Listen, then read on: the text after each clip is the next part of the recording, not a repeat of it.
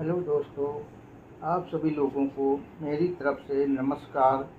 जय भीम, नमो बुद्धाय। हमारे सबके परम पूज्य बाबा साहब भीमराव अंबेडकर जी 9 दिसंबर 1946 को जब पहली बार बंगाल से जीत हासिल किया था, तब वे संविधान सभा में ही पहुंच पाए थे।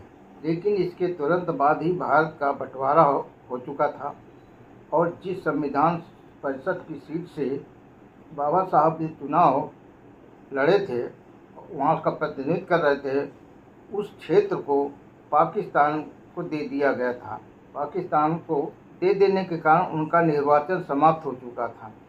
भारत बंटवारे के दौरान जिस प्रकार से बंगाल वाले हिस्से या भाग को पूर्वी पाकिस्तान को दे दिया गया था और ये सब साजिश के तहत दे दिया गया था, जिससे बाबा साहब भीमराव अंबेडकर जी किसी भी प्रकार से वे संविधान सभा में न पहुंच पाए।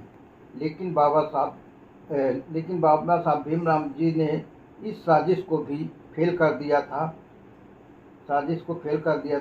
बाबा साहब भीमराव अंबेडकर जी और 14 जुलाई 1947 को बम्बई से जीत हासिल करके पुनः वापस संविधान सभा में आ गए थे। इस जीत के संबंध में कुछ लोग ये भी कहते हैं कि दोबारा बम्बई से चुनाव जिताने में कांग्रेस ने पूरा साथ दिया था और ये बात पूरी तरह से सत्य है। जबकि आधी सच्चाई ये भी बताई जाती है कि यदि बाबा साहब भीमराव अंबेडकर जी संविधान सभा में नहीं पहुंच पाते तो भारत का संविधान भी बनकर तैयार नहीं हो पाता। बाबा साहब भीमराव अंबेडकर जी के दोबारा जीत कर आने के बाद ही ये घोषणा की गई थी कि 15 अगस्त को अंग्रेज अपना राजपाट भारत को के हाथों सौंप देंगे। कहा जाता है कि जब बंगाल से चुनाव जीत जाने के बाद एवं साजिश के तहत चुनाव जीतने वाला हिस्सा जानबूझकर पूर्वी पाकिस्तान को दे दिया गया था, जिससे वे संविधान सभा के सदस्य न रह सकें। लेकिन ब्रिटेन की संसद ने संविधान सभा का बहुत ही कड़ा विरोध किया था, क्योंकि उस समय ब्रिटेन के बहुचर्चित नेता चर्चिल ने यहाँ तक कह दिया था कि भारतीय लोग संविधान बनाने के लायक ही नहीं हैं, इसलिए भारतीयों को आज़ादी देना किसी भी प्रकार से ठीक नहीं होगा। बाबा साहब भीमराव अंबेडकर जी बताते हैं कि अंग्रेजी सरकार अल्पसंख्यकों, जिसमें SC ST भी सम्मिलित थे, आदि सभी के अधिकारों को देने के प्रति बहुत ही गंभीर थे। लेकिन बाबा साहब जी का कहना था कि SC schedule caste, ST schedule tribe, ये दोनों जातियां हिंदू नहीं हैं। इन दोनों जातियों को लेकर ब्रिटेन की संसद में बहुत खूब बहस हुई थी।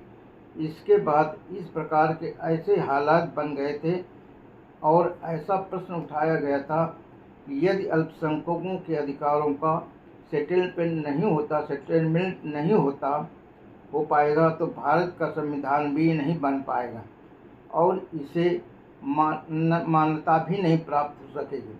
ऐसा संकट उत्पन्न हो गया था और ऐसे संकट में फंस जाने के कारण बाबा साहब भीमराव अंबेडकर जी को बम्बई की सीट से जिता कर लाना कांग्रेस एवं पूरे देश की बहुत बड़ी मजबूरी हो चुकी थी। और तो आगे ये भी कहा जा रहा है कि बैरिस्टर जयकर ने बाबा साहब भीमराव अंबेडकर जी को जिता कर लाने के लिए अपनी संसदीय सीट से भी इस्तीफा दे दिया था। लेकिन ऐसी परिस्थिति में यदि बाबा साहब जी को नहीं जिताया जाता तो किसी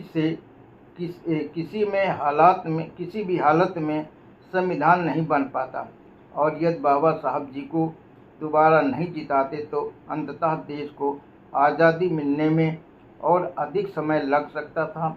इसलिए कांग्रेस में घोर विरोधी नेताओं द्वारा भी बम्बई की सीट से उनकी